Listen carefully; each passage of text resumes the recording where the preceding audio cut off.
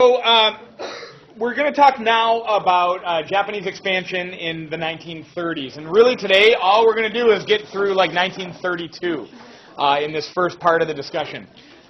To start our discussion of Japanese expansion in the 1930s, we want to look to the place they're expanding to, and that is China. And I want to run through really briefly the political instability in China so we can better understand how Japan is going to be able to take advantage of that, all right?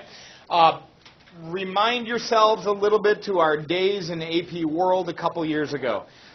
You guys might, if you were in my class, you might remember learning a little song that helped us remember the Chinese dynasties. You might not have thought about it in 2 years, but we can do it right now. A 1 and a 2, and you know what to do. Let's hear it.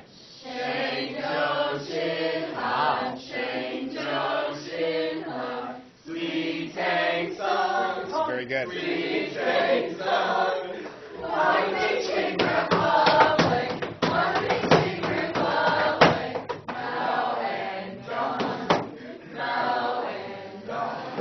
And let's have a moment of silence for those few that were not in my class and didn't know what just happened there. And that's okay. So that little memory device to remember those Chinese dynasties reminds us that for about 2,000 years of Chinese history, they existed in this dynastic cycle with only a couple small blips in there where some ruling family controlled the Chinese state. All right? That all comes to an end in the early 20th century. In 1911, the last Chinese dynasty, the Qing dynasty, will fall. Now, I want to make a brief note of that Qing dynasty.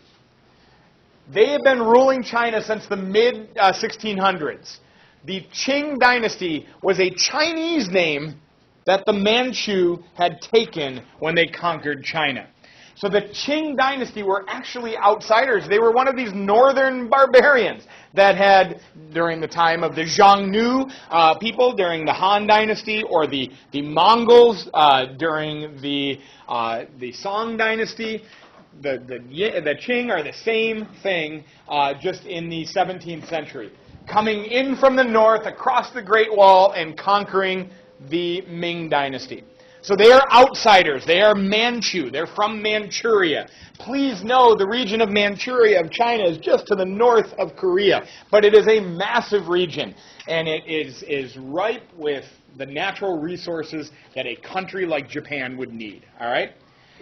So in 1911, the last of the Chinese dynasties will fall.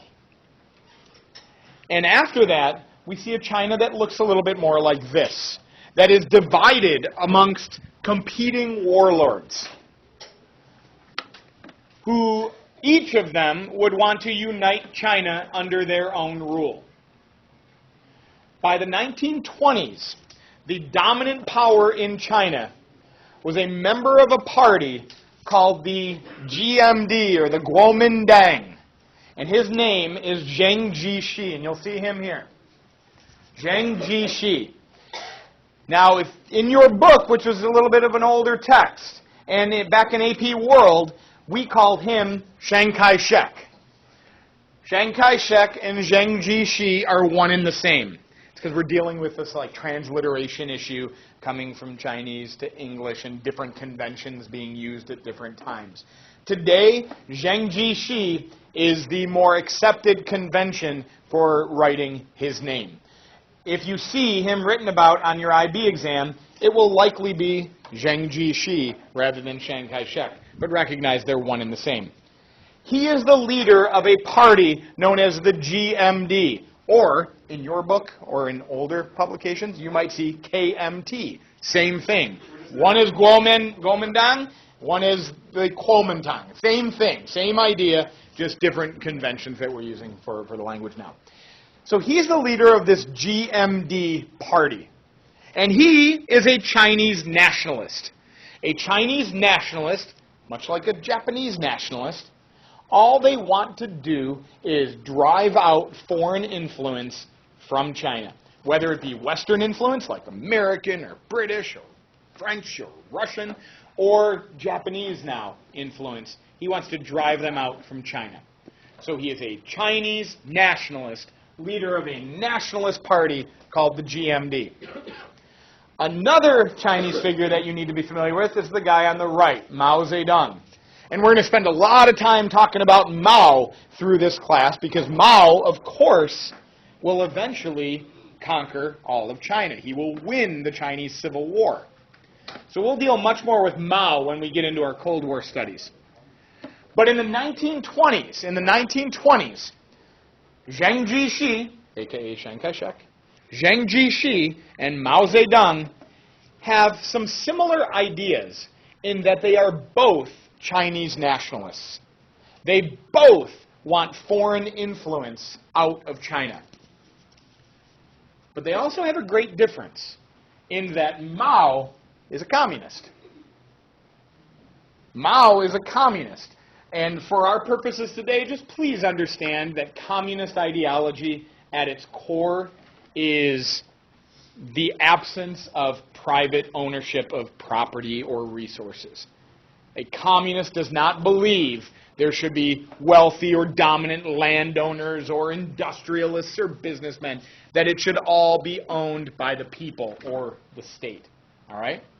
So Mao is a nationalist and he's a communist. Zhang Jixi is a nationalist, but he's not a communist.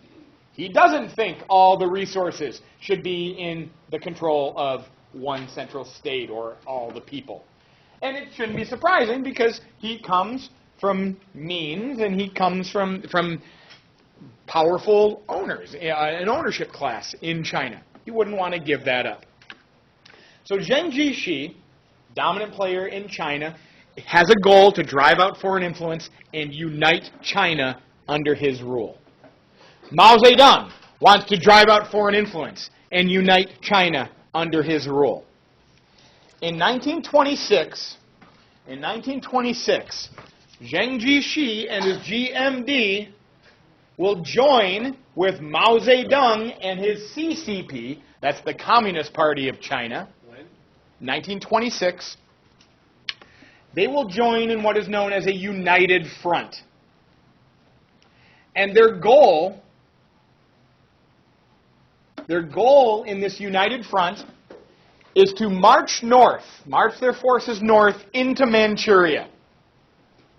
Because Manchuria is being dominated by foreign powers in the 1920s.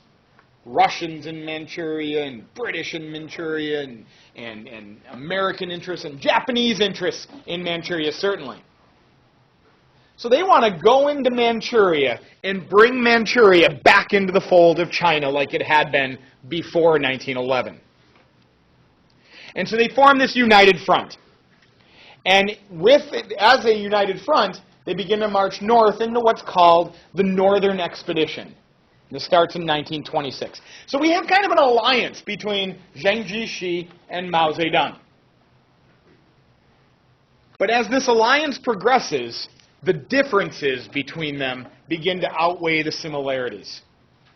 And rather than being a true united front that goes up into Manchuria and brings Manchuria into a united China, the two, the CCP and the GMD, Mao Zedong and Zhang Jixi, begin to war against each other. Their alliance breaks down and turns into the beginning of a Chinese civil war. Because their differences ended up being greater than their desire to unite the nation with each other, Zhang Jixi did not like the communists. And so now we have a Chinese civil war. This is breaking down into chaos, right? Which makes China more politically unstable, and it makes China more vulnerable to outside forces like the Japanese. You couldn't script this story any better for Japan, right? Japan needs natural resources. Japan needs land. And the place that's got more natural resources and more land than anybody else is now falling into political chaos.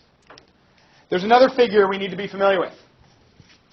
He's a Manchurian warlord. He's the guy that's in charge and controls Manchuria in the aftermath of the breakup of China. And his name is Zheng Zhou-lin, Zhang Zhaolin.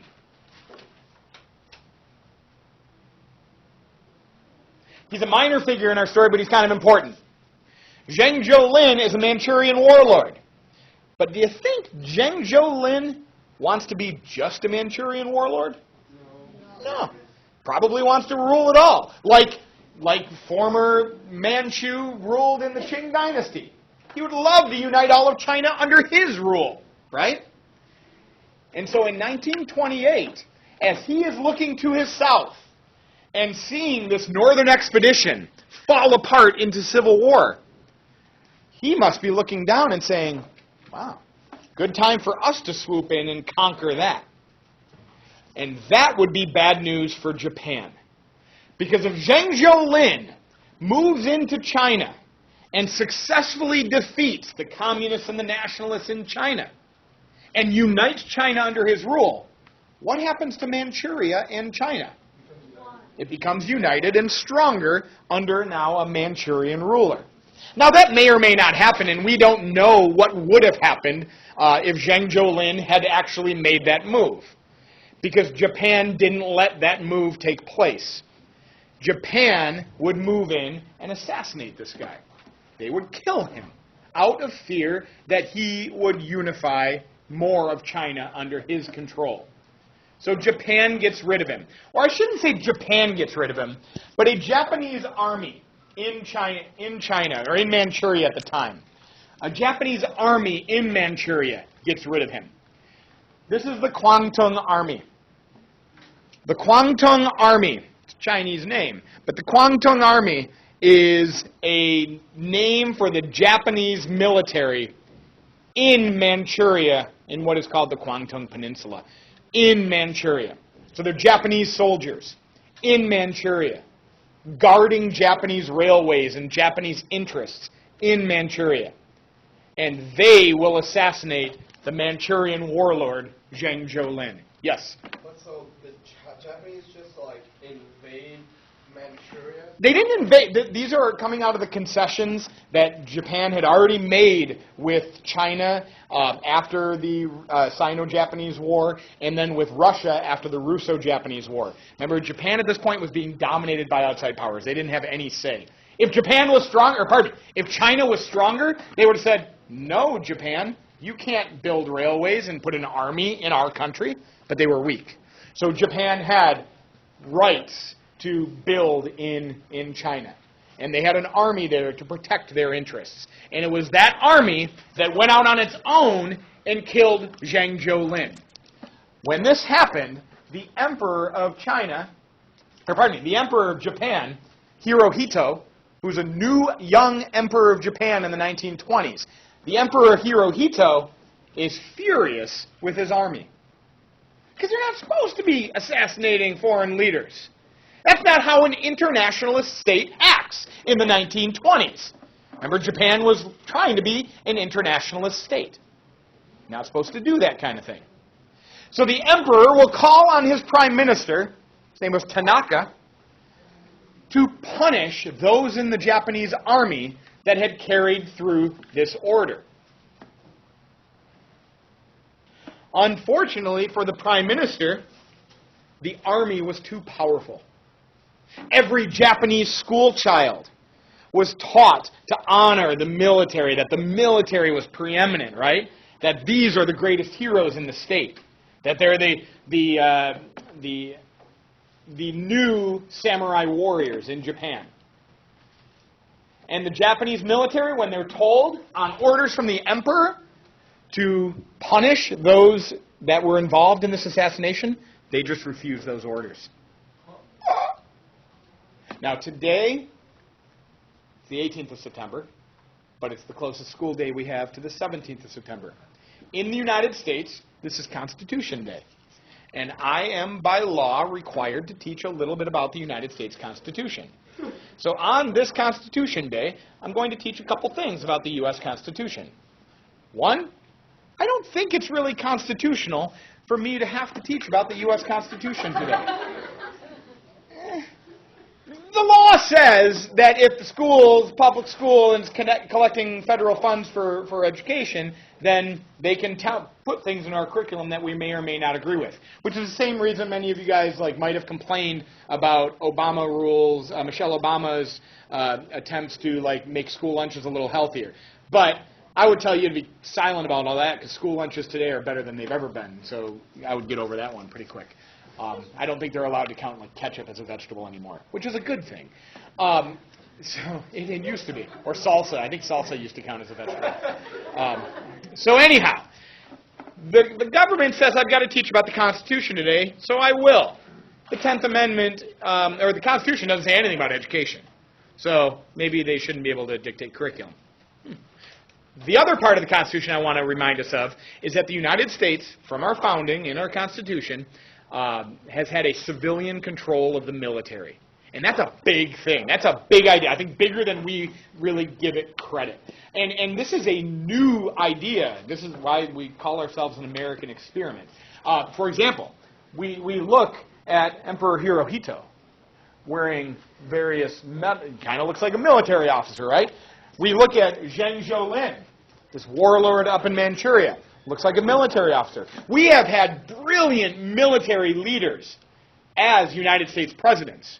Dwight David Eisenhower, Zachary Taylor, Ulysses S. Grant, and many more. What must they all do before they are allowed to run for president? Retire. They have to leave the military. You're not allowed to be active duty in any branch of the military and president of the United States. Why? What's the rationale there?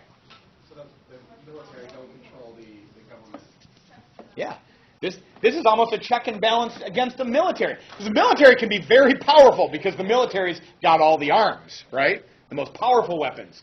The military can be very powerful. But we have a civilian control of the military so it doesn't become too powerful, right? A military-led government might not have diplomacy as its first option.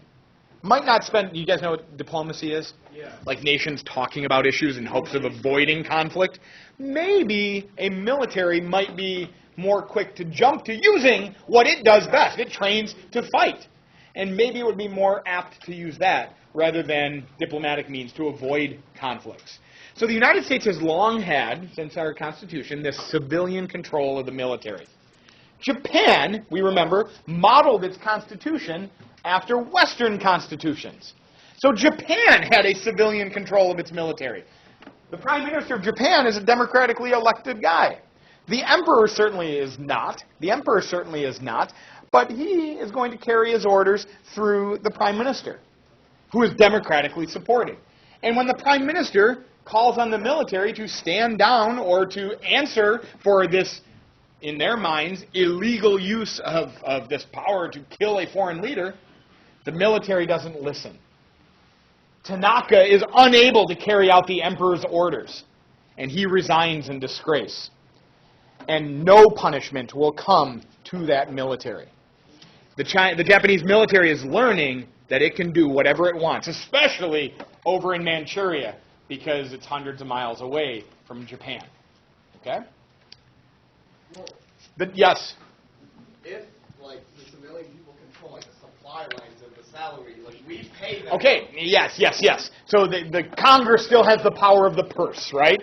And in Japan, it's much the same. But in Japan, you're dealing with this national population that is raised with an ethos of honoring the military and support for the military. And if the military stops liking you, they have a lot of sway over public perceptions. And so the Prime Minister might very well be powerless to even use those kinds of tools, as the next Prime Minister is going to find out. Prime Minister Hamaguchi Yuko. He comes into power in a crisis, a political crisis, of the military doing its thing in Manchuria, not listening to the Prime Minister's office, and he has added to his issues a global Great Depression.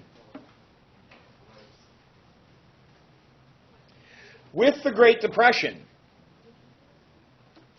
Hamaguchi Yuko is forced to try to bring some reform to the military, to try to bring them back under the fold of the government. At the same time, he has to deal with an economic crisis. He tries to cut salaries in the military and for officers. But this will not go well and lead to tremendous unpopularity of his office in the nation of Japan. He also signs on to another international agreement. We talked the other day about the 5-power naval agreement that limited the size of Japan's navy compared to other global powers. In 1930, Prime Minister Hamaguchi Yuko will sign on to what's known as the London Naval Agreement, which will again limit the size of the Japanese Navy compared to the British and the American navies. So again, it's a little bit better this time. It's like a 7-to-10 ratio. A little bit better this time for Japan, but still not equal to where they were before, or still not equal to the British and the Americans. So he is going to be forced to resign as he will lose the faith of the population and certainly the faith of the military. Wait, for what? He angers the military by trying to cut their pay, and he angers the military by limiting the size of the Navy. So no Japanese prime minister is able to wrestle control over the Japanese military. And so by the 1930s, the military has learned it can do whatever it wants to do. And there's no civilian authority that can check that power. Coolio? All right. Now let's talk for another moment, or a moment or two, about the Great Depression. I know you guys learned a little bit of this last year.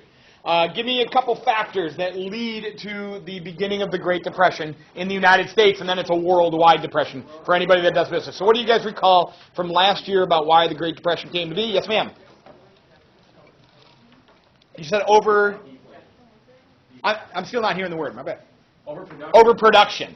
Okay, so too much stuff is being produced and not being purchased. There's not enough demand for it, and so prices are going to plummet. It's deflation. So yeah, you've got this deflationary scenario where the value of the dollar is actually like increasing, or pardon me, the value of the dollar is increasing. So prices are beginning to plummet, but people cannot.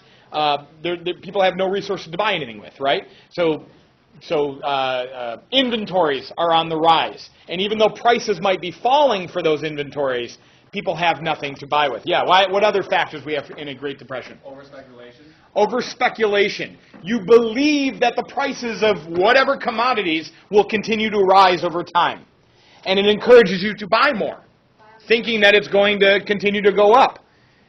And eventually the bubble bursts. We all lived, you guys were really little, you all lived through a bubble bursting in the housing market. And so you guys can kind of see how that works. Add one other issue with overspeculation, and that is, I think I heard it here, buying on the margin. 1 second, Tyler. You guys are almost adults, and you need to understand what credit is and how credit works and how important that credit idea is. Our national economy is absolutely built and requires easy credit. If we want to buy a house, we want to buy a car, we want to buy a fancy bike, and we don't have the cash for it today, we get a loan from some bank that will give us the money today for what we want today if we promise to pay it off over time in the future. That's big. That's important.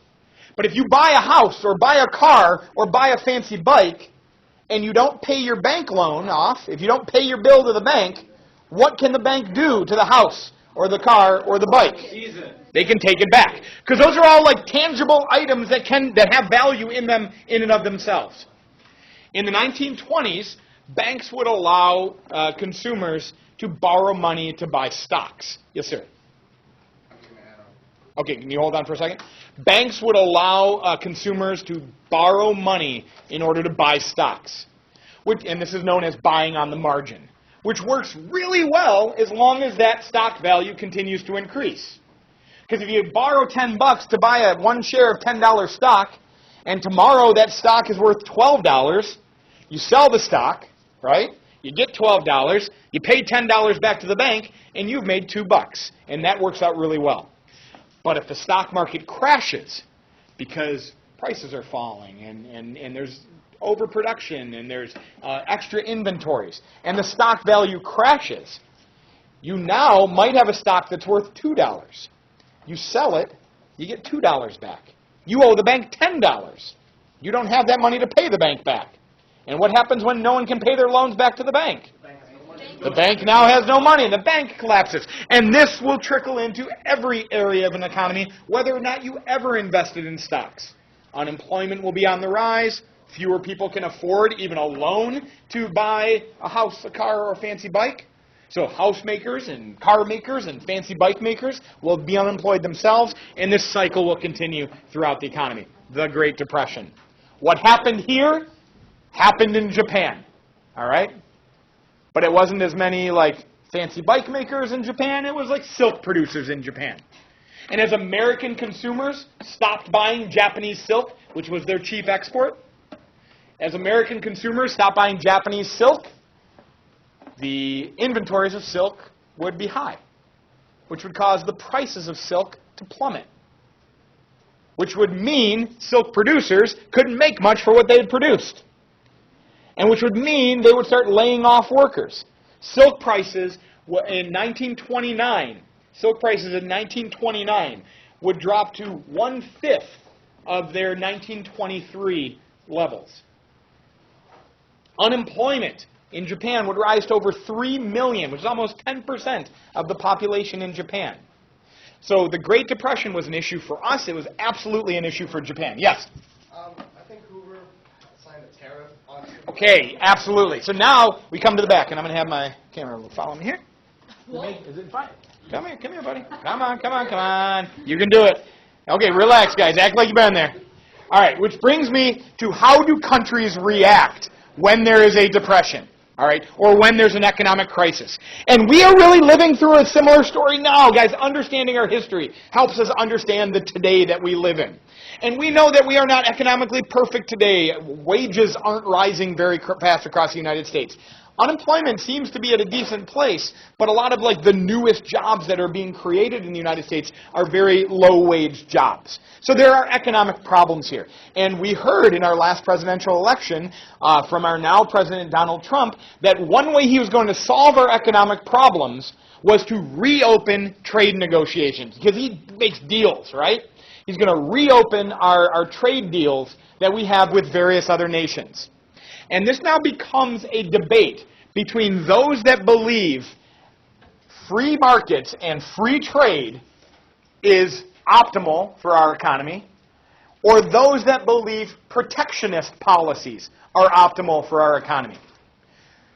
Free market, free trade says we should eliminate trade barriers to the extent that we can eliminate them. A trade barrier in economics is anything that slows down trade between two parties. Some of them are kind of natural, like an ocean is a trade barrier. All right, it's easier for us to trade with Canada than it is for us to trade with China, because Canada is like right next door. Everything from China has to come across an ocean. That's a trade barrier. Language is a trade barrier. It's easier to trade with people that speak English, because more people can now engage in that trade, rather than finding people that speak Chinese, for example. All right? But then there's trade barriers that are artificial. Trade barriers that like we create on our own. Tariffs are a trade barrier that we create on our own. Quotas are a trade barrier that we create on our own. Tariffs, you guys know, taxes on imported goods, right? What's a quota? No, it's 1/4 of a dollar. What? No. Oh, that's a good one though, right? Oh. Yeah. A quota is of course not 1/4 of a dollar. A quota is a limit on those imported goods. You got it? Okay, all right, excellent. Some of my students are on delay here.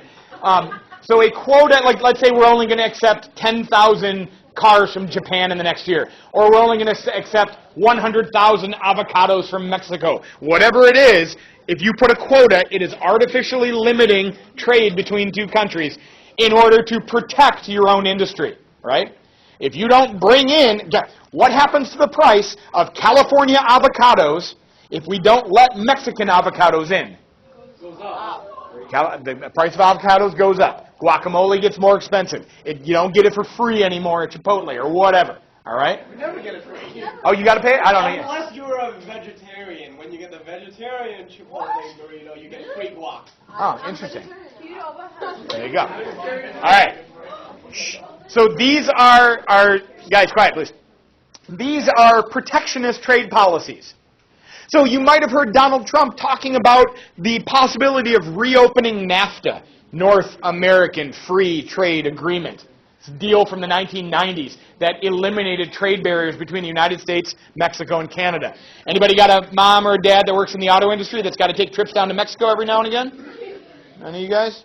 Okay, everyone's trying to get top up. Anyway, that didn't happen back in the 80s. No one did that.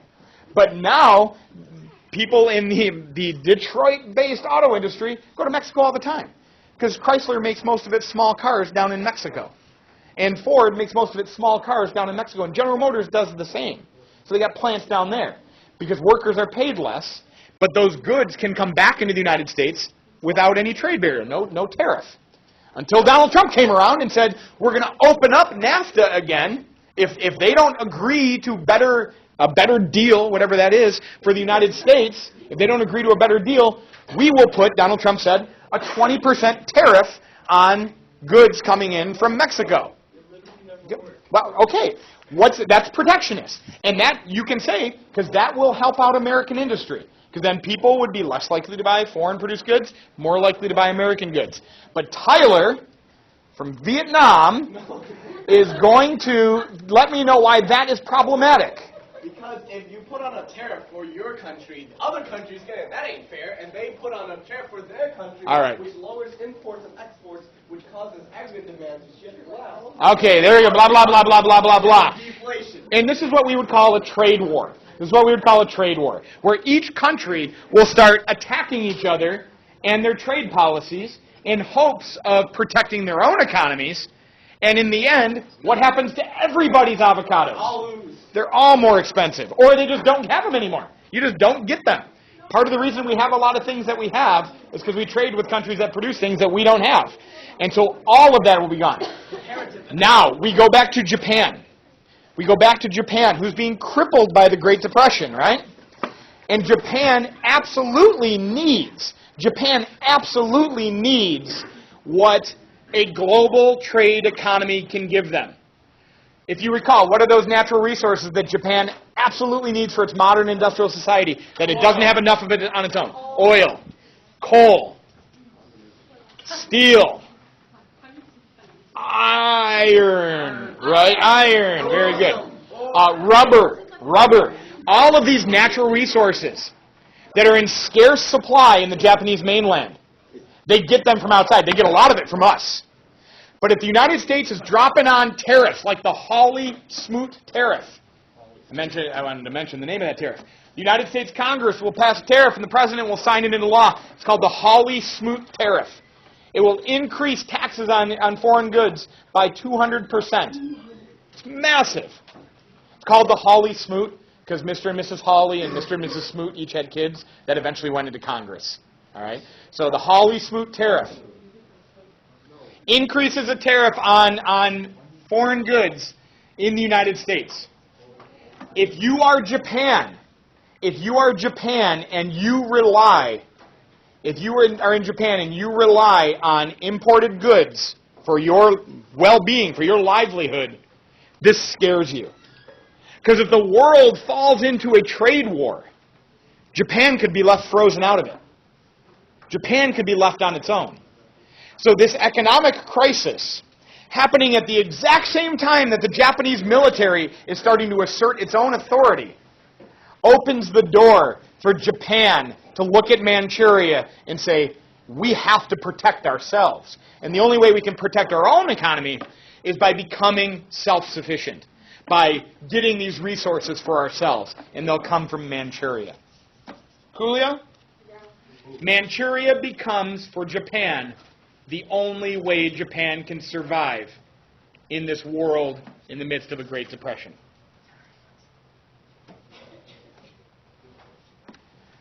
The Japanese army in Manchuria. The Japanese army in Manchuria, this Kwantung Army it's called. These are the Japanese soldiers living in Manchuria. protecting Japanese interests. They feel the only way Japan can take Manchuria is by military force. Even if it is against the emperor's wishes. Because Japan, or the army has already proved it doesn't have to follow the emperor's wishes. This begins, and this is one of those rare moments in my class. It happens every once in a while. This begins on September 18th, 1931. We happen to be teaching this on the day that the Japanese Kwantung Army will invade Manchuria, launching what is known as the Manchurian Crisis. It is born with an explosion on a Japanese railway in Manchuria in a town called Mukden. M-U-K-D-E-N. You guys see it over here? There's an explosion. A railway is blown up. The Japanese Kwantung Army blames Chinese soldiers for this explosion. We'll talk in our next class about how that's probably not the truth. It was probably Japanese sabotage, a staged attack to give a reason for Japan to launch an invasion. But that didn't matter at the time. All that mattered was they needed an excuse. So this explosion on this Japanese railway in Manchuria becomes the pretext for a wider invasion. And the Kwantung Army, the modern, new Japanese army, will invade Manchuria. And by early 1932, almost all of Manchuria is under Japanese control. Not early 1932. Japan will establish in Manchuria a puppet state. A puppet state is a state that is not sovereign. We talked about sovereignty the other day. It's a state that is being ruled by someone else. Someone else is pulling the strings. In this case, the Japanese state is pulling the strings of Puyi. Puyi was that last emperor of the Qing dynasty. He was just a young boy when the Qing dynasty fell. Well, now he's he's only in his 30s here. Didn't they kill off all the No. Qing people? No, he just went back to Manchuria. No. No, Mexico allowed them all to live. Yeah. He gave them a nice palace and everything. He just you just had to forfeit the title. Just got to go. So he is going to be taken by the Japanese and propped up as the emperor of the new state of Manchukuo. Manchukuo is just now a Japanese name for Manchuria. With Puyi, a puppet emperor. He's got Japan pulling his strings. He's not really the leader of Manchukuo. But the Japanese need a Manchurian guy with some street cred. He used to be the emperor, right? They need a Manchurian guy to rule, to make it look like this is on the up and up. But really, Manchukuo is just going to become resources for the Japanese state. Everybody cool? Now, what about China? What about Zheng Jixi? What about Mao Zedong? What about the move to bring Manchuria back in? Well, the Japanese Air Force is going to start bombing at the same time. They're going to bomb Shanghai. They will drop bombs on the massive city of Shanghai, killing and wounding thousands of Chinese. Now, the Japanese didn't want to go to war against China at this point. They wanted to convince China not to go to war over Manchuria. They wanted to show China, this is what we can do, and because we have a modern Air Force, you don't. This is what we can do. We don't want to do this, so give us Manchuria. Don't put up a fight over Manchuria. And in May of 1933, Zheng Jixi will sign a treaty with Japan called the Treaty of Tangu, Tanggu, the Treaty of Tangu, in May of 1933, that cedes control of Manchuria from China to Japan. Now, does this mean that Zheng Jixi is cool with the Japanese? No. But I want you just to hear this quote. If you want to write it down, knock your socks off, but definitely hear it. From Zheng Jishi's vantage point. He says that Japan is a disease of the skin, while communism is a disease of the heart. What do you think he means by that? Japan is a disease of the skin, while communism is a disease of the heart. Tessa, you got an idea? Like being Japanese, what based on that, maybe? If you had a disease of the skin or a disease of the heart, which would you take care of first? Heart. Yeah, because the disease of the skin might be like itchy or unsightly or something, but it's probably not going to kill you. It might annoy you, irritate you. It's probably not going to kill you. That's skin cancer, okay. But, whatever. Let's not get too deep into those metaphors. But a disease of the heart, we need a heart to survive, right? So if that's got to be taken care of first. So from Zheng Jishi's position, he's got to defeat the... Remember, he's fighting a civil war against Mao right now. He's got to defeat the communists first. The Japanese is a sideshow. Once the communists are defeated and he can unite China under his rule, then they can drive out the Japanese down the road. All right? Yes? Was it like the Russians during World War I when they just like signed the Treaty of Brest-Litovsk just to get out of the war, and then they focus on like their own civil war before they take care of? I guess if you want to think of it like that, sure. I'd have to think longer about the analogy there. But yeah, that works for me right now. So the results of what is known as the Manchurian Crisis, this conquering of Manchuria by China. The relationship between Japan, Great Britain, and the United States, three world powers at the time, right? Used to be pretty good. They were signing agreements throughout the 1920s, all the way up to 1930 in London. That relationship is on the fritz. That relationship is hammered by this move.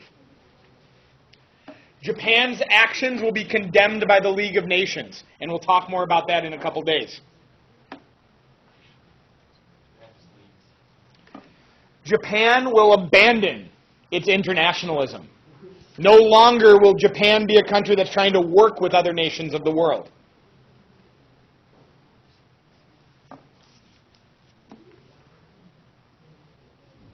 The Chinese government is concerned far more with its own civil war than with dealing with the Japanese. Although they will put a boycott on Japanese goods. China will boycott Japanese goods. For Japan's part, they will begin to extract resources from Manchuria. And we now see plain that the Japanese military is calling the shots in the Japanese state. Cool?